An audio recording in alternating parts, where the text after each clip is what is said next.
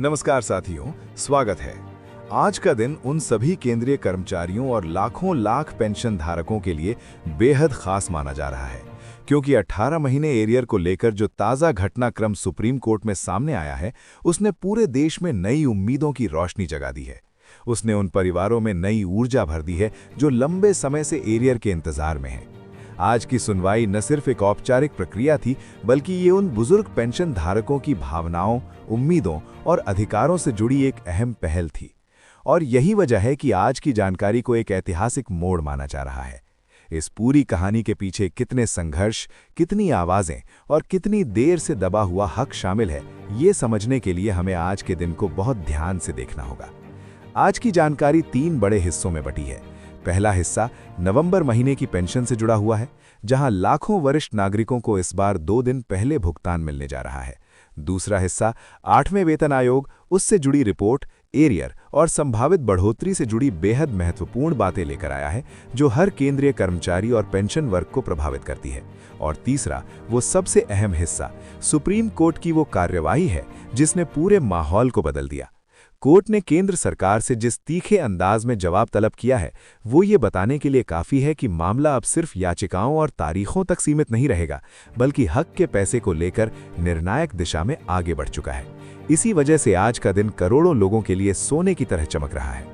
दोस्तों, सबसे पहले ये समझना बेहद ज़रूरी है कि आज की जानकारी सिर्फ समाचार के रूप में नहीं देखी जानी चाहिए, बल्कि इसे एक ऐसे बदलाव के रूप में महसूस करना चाहिए जो लाखों लोगों को आर्थिक स्थिरता, मानसिक राहत और जीवन यापन की सुरक्षा प्रदान करने की क्षमता रखता है। पूरा देश जानता है, जिंदगी की सबसे संवेदनशील मोड़ पर खड़े पेंशनर के लिए हर छोटा बड़ा वित्तीय फैसला एक बड़ी भूमिका निभाता है।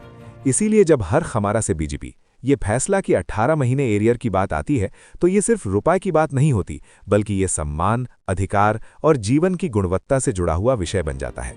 यही कारण है कि सुप्रीम कोर्ट में सुनवाई के दौरान रखे गए तर्कों ने न सिर्फ कोर्ट, बल्कि देश भर के पेंशनरों के मन में भी विश्वास पैदा किया है कि न्याय की राह पर अब ठोस कदम उठ रहे हैं।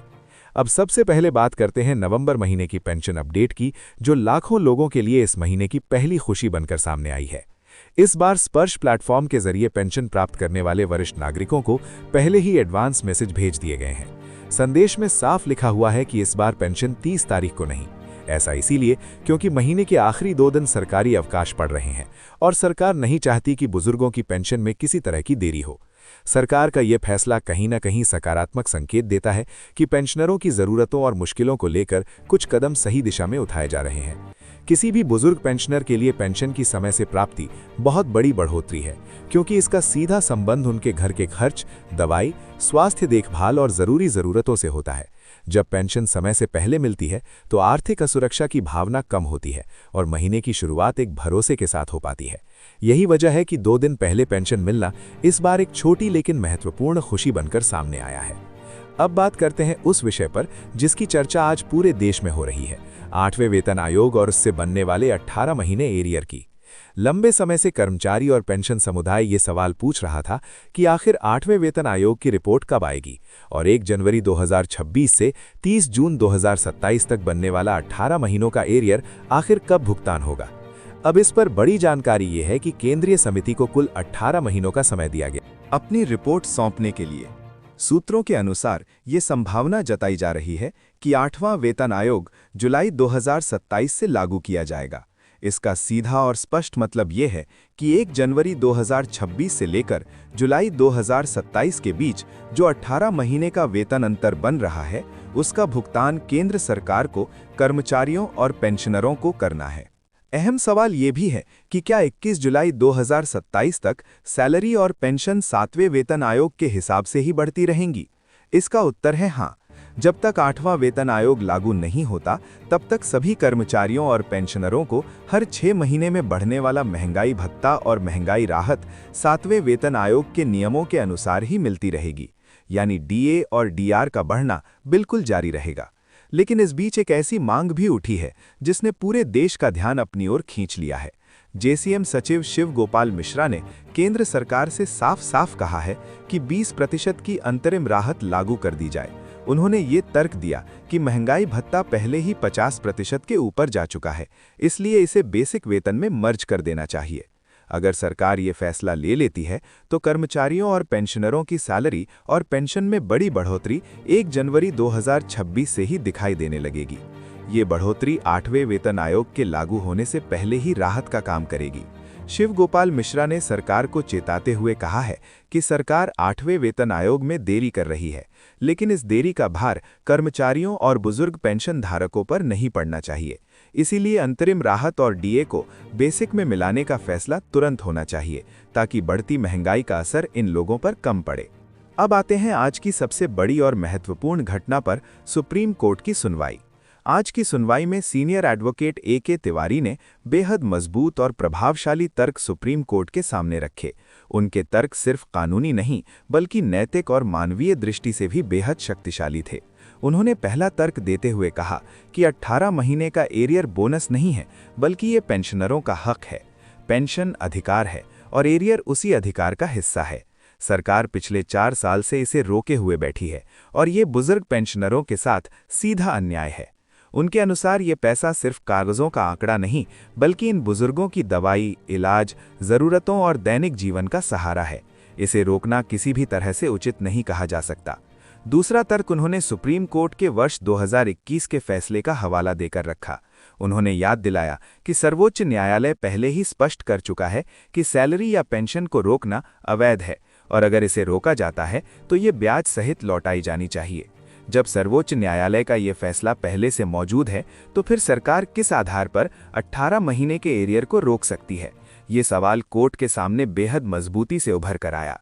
इसके बाद उन्होंने भारत की अर्थव्यवस्था को लेकर तर्क रखा कि भारत आज दुनिया की 5वीं सबसे मजबूत अर्थव्यवस्था बन चुका है। करोड़ों अरबों रुपए मेगा प्रोजेक्ट्स पर खर्च किए जा रहे हैं। ऐसे में ये कहना कि सरकार के पास पेंशनरों को उनका हक पास की दुनिया की देने के लिए पैसा नहीं है, ये तर्क किसी भी तरह से स्वीकार्य नहीं है। जज भी इस तर्क से सहमत दिखे, जिससे माहौल और ज्यादा पेंशनरों के पक्ष में बनता गया। एक और महत्वपूर्ण बात उन्होंने कही कि अगर स्कीम बदली गई, प्रक्रिया में देरी हुई या प्रशासनिक गलती हुई तो इसका भार बुजुर्ग पेंशनरों पर क्यों थोका जाए? उनकी पूरी जिंदगी सरकारी सेवा में बीती है। अगर कहीं देरी हुई है तो उसका जिम्मा सरकार का है, पेंशनर का नहीं। इसलिए एरियर का भुगतान होना ही चाहिए। उन्होंने ये भी कहा कि उम्र बढ़ने के साथ खर्च भी बढ़ जाते हैं। दवाइयों के बिल, डॉक्टरों की सलाह, पेट्रोल डीजल की कीमतें, बिजली पानी का बिल और घर के रोजमर्रा खर्च ऐसे हैं जिन्हें टाला नहीं जा सकता। एक पेंशनर के लिए इन सब के बीच हर महीने मिलने वाली पेंशन ही सबसे बड़ा सहारा होती है और जब एरियर जैसी बड़ी राशि लंबे समय तक रोक दी जाती है तो उसका सीधा असर उनके स्वास्थ्य, जीवन शैली और भावनात्मक स्थिति पर पड़ता है। यही वजह है कि कोर्ट में ये भी कहा गया कि एरियर का भुगतान केवल एक आर्थिक प्रक्रिया नहीं बल्कि एक मानवीय जिम्मेदारी भी है, क्योंकि जब एक बुजुर्ग व्यक्ति अपने जीवन के अंतिम वर्षों में छोटी छोटी सुविधाओं से भी समझौता करने के लिए मजबूर होता है तो ये एक सभ्य समाज के लिए ठीक संकेत नहीं है। इसके साथ ही 8वें वेतन आयोग को लागू करने को लेकर जो चर्चाएं चल रही हैं वे भी इसी पूरी स्थिति से जुड़ी दिखाई देती हैं। 1 जनवरी 2026 से 20% अंतरिम राहत और 50% डीए को बेसिक में मर्ज करने की मांग इसलिए उठाई जा रही है क्योंकि महंगाई लगातार बढ़ रही है और वर्तमान पेंशन संरचना बढ़ती लागत के साथ तालमेल नहीं बैठा पा रही है। अगर सरकार इन मांगों को मान लेती है तो लाखों पेंशनरों के जीवन में एक स्थायी राहत दिखाई देगी। ये राहत सिर्फ उनकी आर्थिक स्थिति सुधारने में मदद नहीं करेगी बल्कि उन्हें मानसिक रूप से भी सुकून देगी कि सरकार उनकी वास्तविक जरूरतों को समझ रही है।